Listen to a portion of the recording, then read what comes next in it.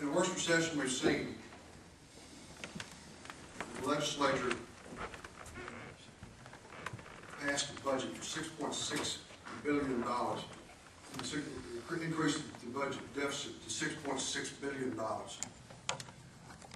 If we intend, and I'm just going to answer both those questions as I combine them as we go here, how in the world do you expect to bolster the economy, create jobs, when you continue to tax and spend beyond your revenue source, expecting the federal government to bail you out with one-time stimulus money? How in the world, how is that fiscal responsibility? It isn't. I mean, let's call it what it is. It's irresponsible for anybody, whether it be a local government or state or federal, to spend beyond their means and expect the taxpayers to pick up their mandate. There is, despite what some people might think in elected office, there is no money tree. There is no endless source of financial support to do all this spending. So, what do we do about the deficit?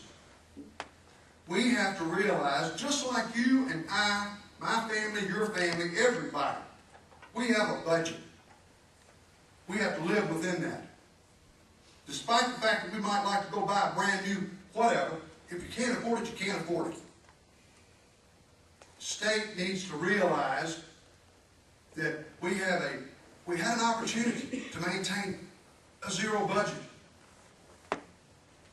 It was voted down.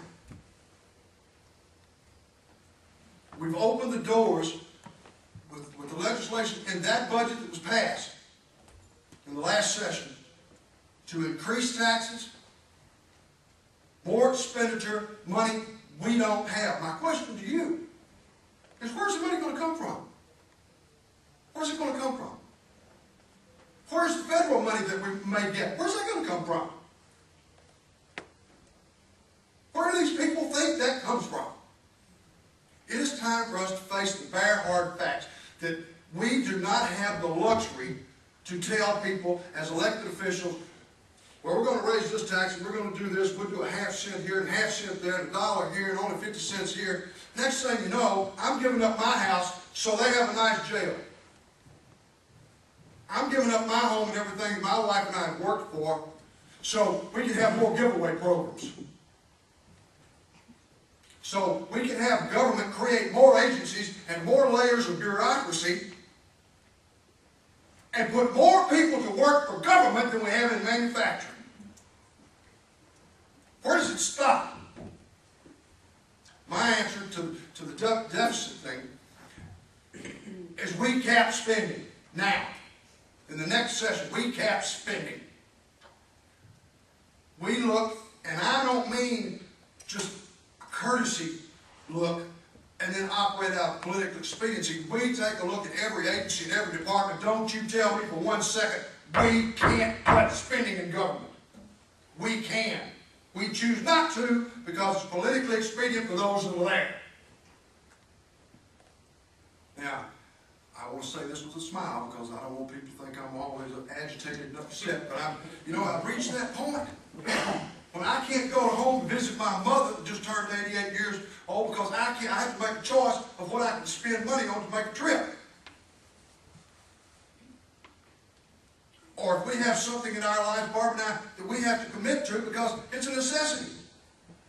We have children. They're all grown and out of the house, thank goodness. But, as most of you know, it doesn't stop there. And we had a health emergency with our family just a few weeks ago. Our young daughter-in-law. They're young, just getting started, infant children.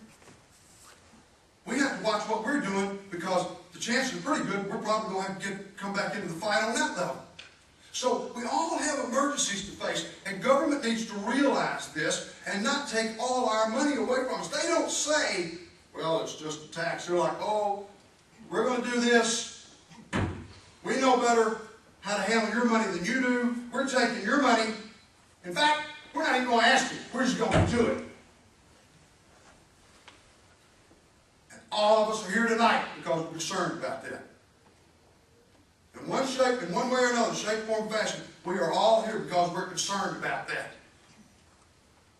The government has to understand its role, and its role right now, in my mind, is to get out of our lives and our pocketbooks and let the free market system in this state take over. Let's give businesses a chance to grow, stop taxing them, and stop regulating them to death where we can get back on our feet in this state and head in the right direction.